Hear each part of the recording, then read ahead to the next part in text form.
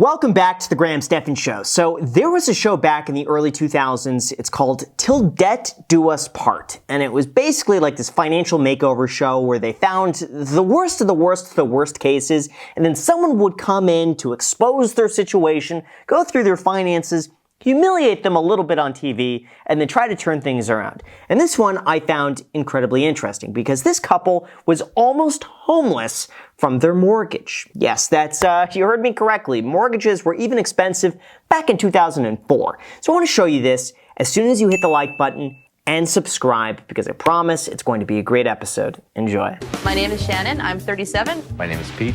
I'm 36. I've been with Shannon for about 3 years. This was Shannon's place before we got together, so I kind of came into it. I bought the house in 2004 on my own. Oh my gosh, look at 2004's prices. Jeez, $300,000. I guarantee today it's like $1 million house.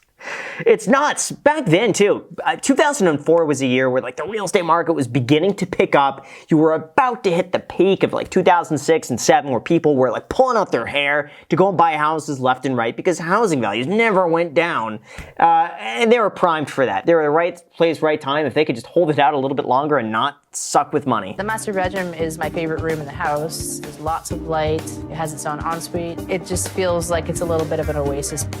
Together, we have been sort of struggling for the last couple of years. Oh man, they should not be struggling on $78,000 a year in income on a $300,000 mortgage.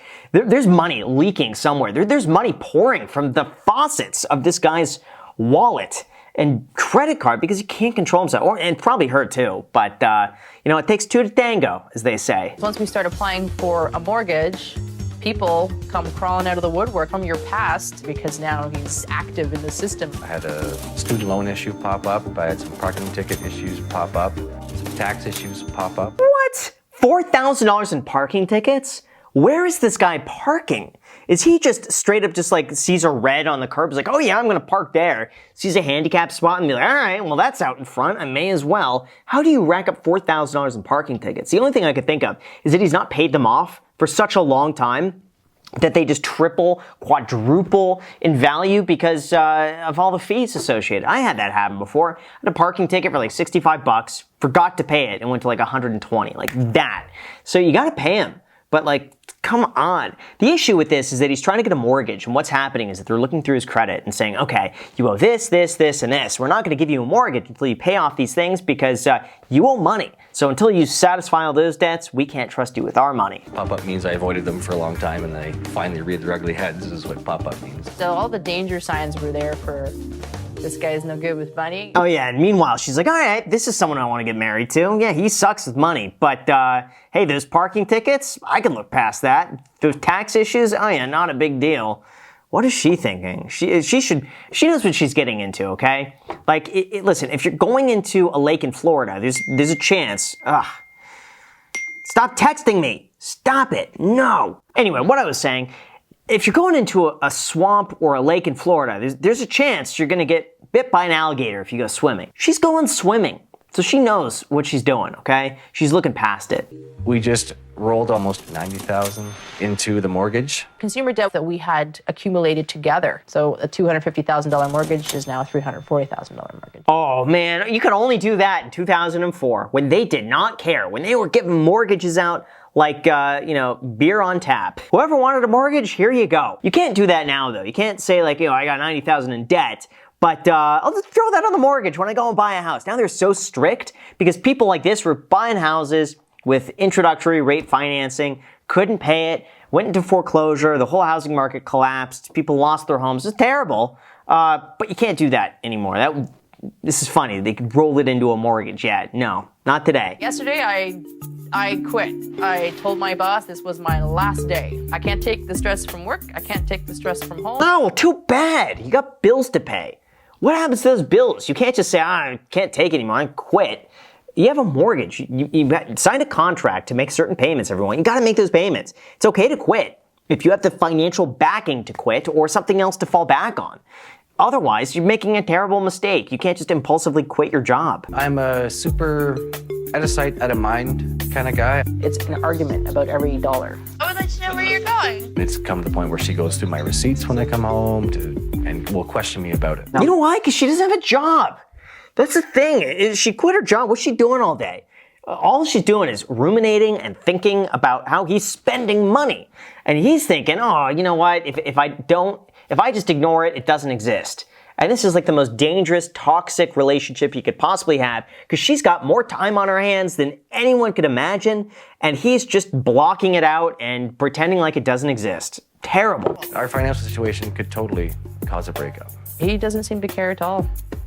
But for me, it's huge stress. There has to be some accountability and responsibility and change. Yeah, accountability. She should not quit her job. That's what I call accountability. He shouldn't be spending the money. She shouldn't be quitting her job. They're both at fault here. This month, I'll help this couple protect their number one asset, their home. I've been solving money problems for over 20 years, tackling everything from high finance to low income. I help people understand money and debt and how to balance it all while keeping a roof over their heads. Imagine if she's Caleb Hammer's mom and we just didn't know it. That would be hilarious. That's essentially what this show is. Hi, Gail Voss Oxlade. I'm Shannon. Nice to meet you, Shannon. I'm Pete. Nice to meet you, Pete. Nice to meet you too.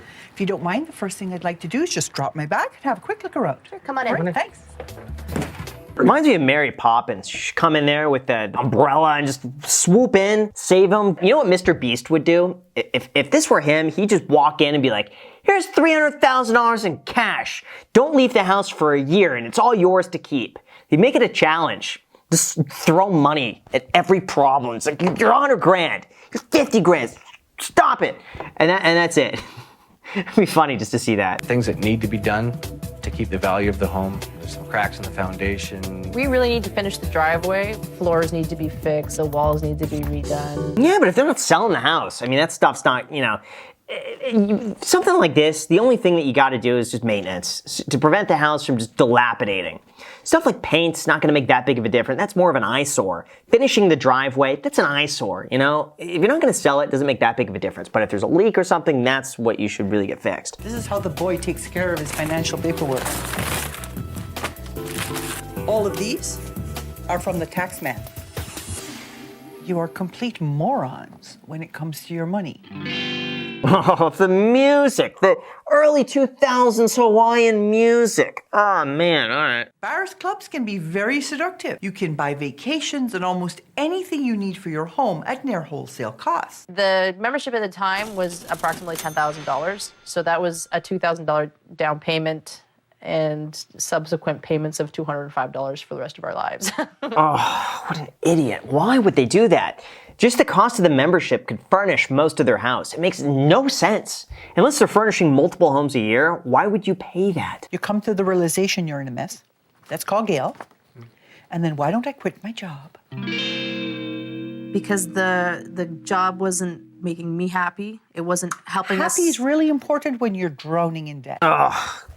Why would she quit her job? That's so stupid. And I would assume that she talked it over with her husband, right? If you're about to quit your job, seems like that's a conversation you'd have. That means maybe he was on board with it. He's like, oh yeah, that's fine. He seems like the type where, if she brought that up, he's, oh yeah, do that, we'll figure it out. Meanwhile, but 30% of his income is garnished. You are financially irresponsible. Like, no ifs, ands, or buts. You have no concept of consequence. And you have put your largest asset at huge risk of being wiped out. Okay, so you start projects and you never finish them. What do we got here? Spending in the house. Base for parking pad, outside improvement, storm door, refinished staircase. Okay, it seems like their spending isn't terrible on this if they just finish the projects. You're putting stuff on credit. Right. $4,000 worth of parking tickets. There's the buying club membership, student loans, $10,000 in taxes owed, and here's the $88,000 that you consolidated to your mortgage. Man, it's so bad.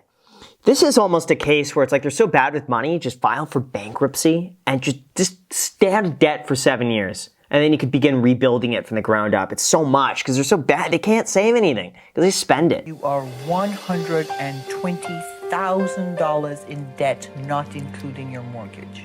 $120,000 in debt was a huge surprise. Not just shocking, we don't have anything to show for it. Even though they have a lot of debt, they haven't stopped spending. It's crazy to me that they don't understand how much debt they're in. Like they're the ones spending the money. It shouldn't be a surprise.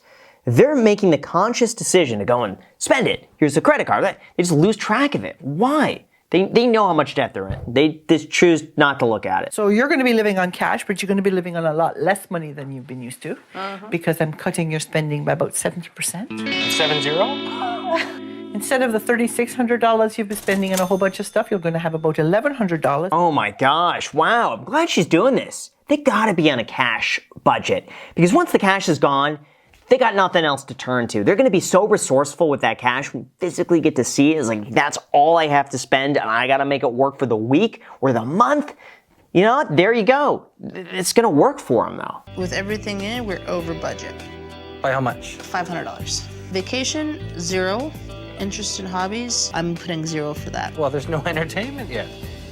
So So we can't even scratch so that. it's gonna have to be no. Well, come on. She's gotta get a job too. You know, once she gets a job, that'll kind of balance out the numbers a little bit.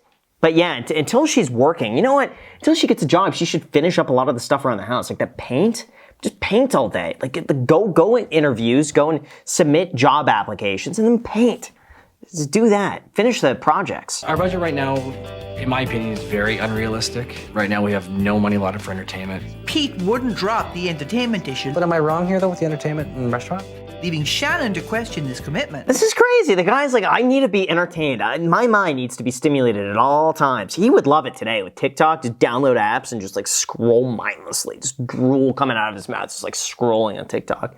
That's it. It's crazy, but back then though, it's like you didn't have Netflix. You didn't have all these resources. I mean, you could browse the internet, but then you got to pay for internet. And back then that was way more expensive than it is today.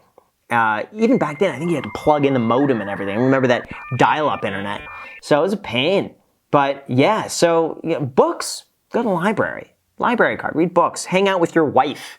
How's that? How's that for entertainment? I just want to get through now, and you have a problem with me not being around on nights. That's just too bad. That's what's going to happen. Oh, so now it's my fault. No, it's not your fault. I'm just. We both agree that you want to be. Weekends are great. They're kind of sacred to us. Whoa, whoa, whoa, whoa, whoa. Like he's getting like, so wait, so now it's my fault? What? He just doesn't want her to put in the work, you know? He doesn't want anything to change. That's why he hasn't filed his taxes in 12 years. He just wants to live his life blissfully ignorant of everything going on, everything negative. He doesn't want to think about it. But yeah, it's not permanent. It's not like he's never going to see his wife anymore. He just doesn't want to, he doesn't care enough. That's what I think. Even if Shannon were to get a job earning her previous salary, their housing costs would still be too high.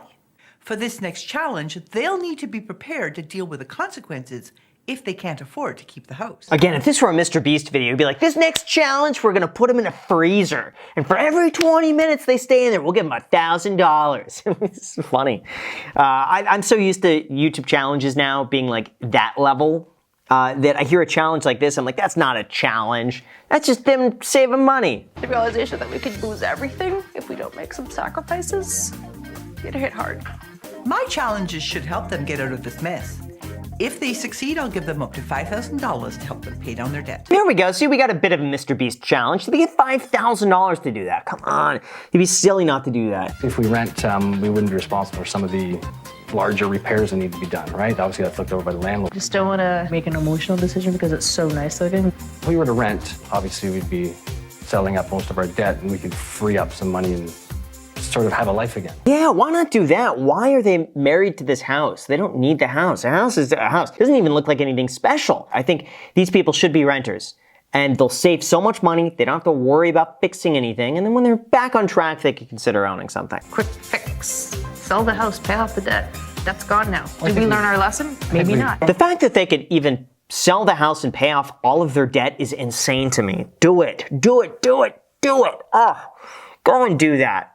I mean, now we know the housing market just obliterated, just crashed right after this, so I really hope they did that. Pete started by tackling his back taxes. It's going to be faxed off tomorrow, and the garnish will cease on my paycheck as of the next pay. It was driving me crazy that for 3 or 4 months his wages are being garnished, and all it took him literally 15 minutes. Oh, what an idiot. She really wants to stay married to this guy? Come on. If he treats that, how is he going to treat everything else in his life? He had 30% of his paycheck garnished because he didn't spend 15 minutes of his time filing his taxes. So stupid. Does she not see this? Tell me she has friends and family who are just like, hey, listen, you're kind of married to someone who's a girl, you gotta reconsider this. Someone needs to tell her that. So what I wanted for you was for you to wake up to your financial reality, okay? And I think you've done that. Yeah. Initially, I wasn't convinced these two were going to make it, but I've seen some huge improvements. Even though the painting isn't finished, I'm going to give them one more chance. It's not finished yet. Come on, they got $5,000. All they had to do was finish the painting. They had one job, and they didn't do it. Don't give them the money. They got to learn a lesson. That $5,000 they don't get will teach them so many lessons in the future about actually doing what they say they're going to do. Pete's earning more, but the big news is that Shannon got a full-time job. Between the two of them, they're confident they'll be able to stick to their debt repayment plan, finish their home repair projects, and keep it all on budget. Gosh, you know what? The top comment makes a lot of sense here, okay? He literally dumped his debt onto her asset and wants her to sell her asset and absolve him of all of his debt. She made mistakes, but damn, dude is a user. Yeah, so I mean, the whole situation is awful, but if you want me to watch and comment on more of these videos, let me know down below in the description. And also, if you want a free stock slice worth all the way up to $1,000, you can with their sponsor, Public.com, when you make a deposit with the code Graham. Enjoy, that link is down below in the description, and until next time. Oh, and subscribe! Subscribe! If you're watching this right now, you're not already subscribed, it's free, totally free. Just hit the little button. Just hit the button. Thank you so much, and hit the like button too. Thanks, bye.